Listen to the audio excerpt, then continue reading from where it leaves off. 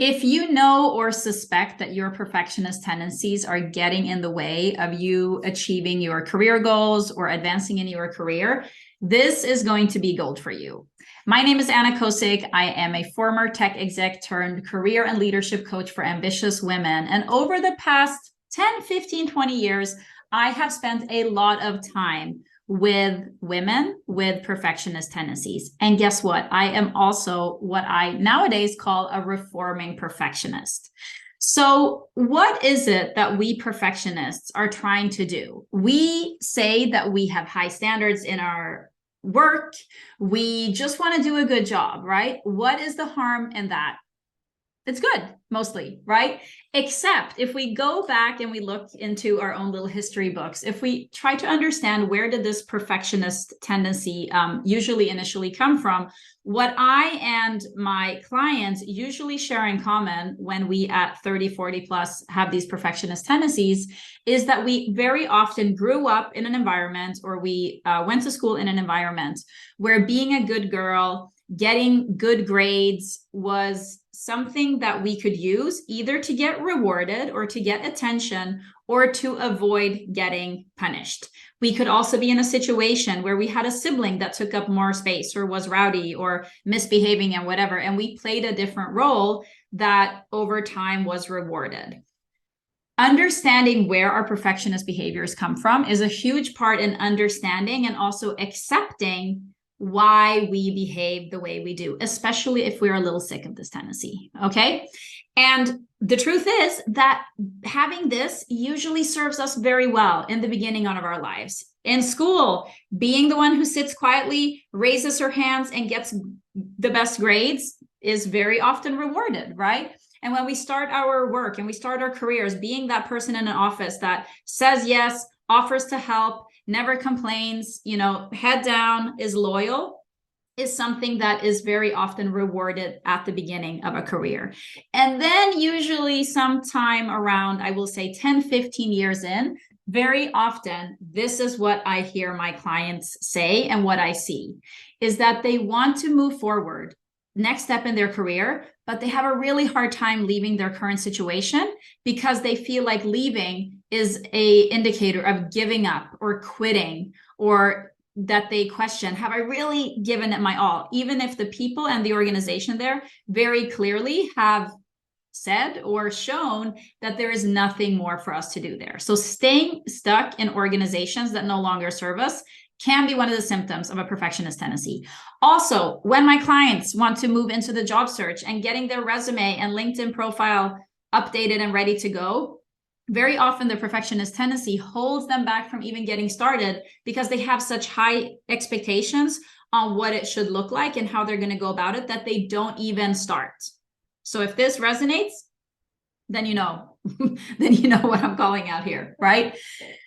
And once they get those things updated, very often they have a hard time upholding momentum in the job search process because they have such high standards of what they should be doing, reaching out to this many people, applying for this many jobs, and simply just having such high standards on how they should be executing. That's actually not realistic. So they end up doing nothing at all. Also, when it comes to actually being in a work situation, I sit on calls with managers all the time who hire me to work with their female talent to say she needs to get better at prioritizing. She needs to get better at understanding what to let go and what to focus on.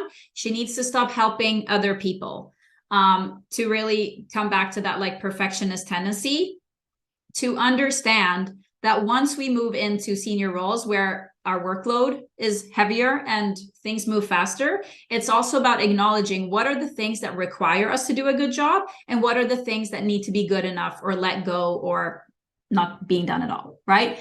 And if we are in managerial roles, very often it is my perfectionist people who sometimes get indicators from their team that they have micromanagement tendencies, right? So what is that about? And I think a core understanding here of understanding what perfectionism is about is that perfectionism is a way to control things, right? It comes from a place of wanting to control, and a need or desire to control is usually a symptom of fear.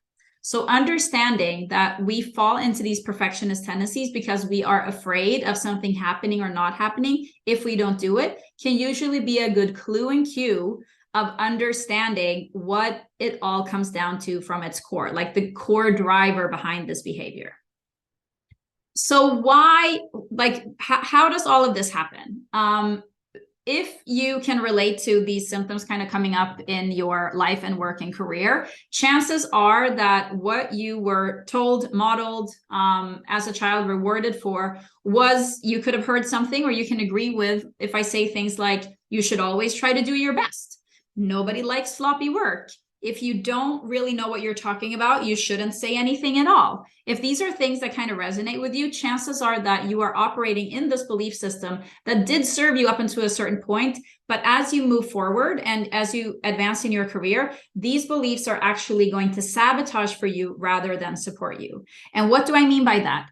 I mean exactly what I referred to before, is that when we say that we should always do our best, when we go into roles where there's a big workload, it's not about doing our best. It's about prioritizing and giving our best into the few things that really matter, that are going to move the needle, right?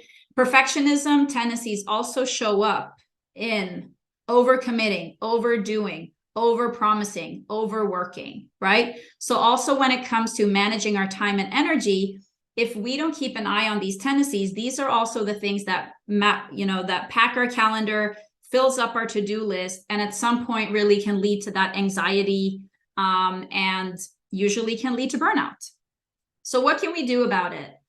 If you have listened this far, you're still here, chances are like, okay, I can relate to this. I see how it's showing up. I can see that this is not helpful for me. So what do I do about it? The 4-step system that I use myself and that I help my clients work through. Step number 1 is simply acknowledgement and acceptance. Understanding, I see that I do this. I understand that it served me at some point of my life and career, but not anymore. That is where we all start. And then we can move forward to seeing also that I understand that I have been operating in this old belief system. And I also do have evidence, right, where I know that this has been helpful for me, because this is also when we want to change our behaviors, which this ultimately comes down to. Sometimes we can feel resistance to doing that because we're like, but this worked really well for me here, right? To acknowledge that, yes, we do have evidence that it has helped us, or sometimes we don't. And we might have evidence from when we were 16 and we got like straight A's, but over the past 20 years, maybe we don't have any evidence to how this has actually helped us. And then we need to move into understanding, okay, if I am going to feel good about acting in a new way, I also need to understand what I need to believe in order to allow myself to behave in a different way. Right? Because if we believe that we have to do everything perfectly, we're never going to allow ourselves to try to do things good enough, right? So it really starts with building that belief piece first. I believe that good enough is fine 80% of the time. Or I believe that my job with my team is to support them. It's not for them to do everything perfectly. I believe that when delegating to my team, things need to get a little worse before they get better. And that's not super comfortable for me, but I know that that's the only way to grow and develop a team. And then when we have that in place, like the belief about this new way of doing things, that's when we get to start acting in a new way to build evidence, right? Because if we have been doing everything perfectly our whole lives, doing things a little bit less perfectly is going to be scary, right? And the only way that we will be okay with this is by trying new things, coming out on the other end, realizing that it worked, nobody died, things might actually be more successful, and taking stock and pressing save and acknowledging that this new way is working. And then we do that again and again and again and again. That is how we overcome old behaviors and tendencies that are no longer serving us. This is something that we can do on our own. And this is really the path to not just having more momentum in our work and career, actually like not getting stuck in procrastinating, but actually moving forward with our next career step, with that promotion, being a better manager, but also being less critical and judgmental, like that inner critic that we all have running in our minds, to have that toned down, because we're also being more okay with ourselves when things are not perfect, which guess what is almost all of the time, right? As I said, we can do this on our own, but it is easier, faster, and a lot more fun doing it together with a coach. So if you're curious to see how you, in whatever phase and stage you are, whether you're onboarding into a new job, if you're on a path to promotion, or if you're figuring out your next step, or if you are moving into that job search process, you can reach out to me, book a 30-minute discovery call, and we can talk about how I can help you work on your tendencies and help you tactically and strategically move forward towards your career goals.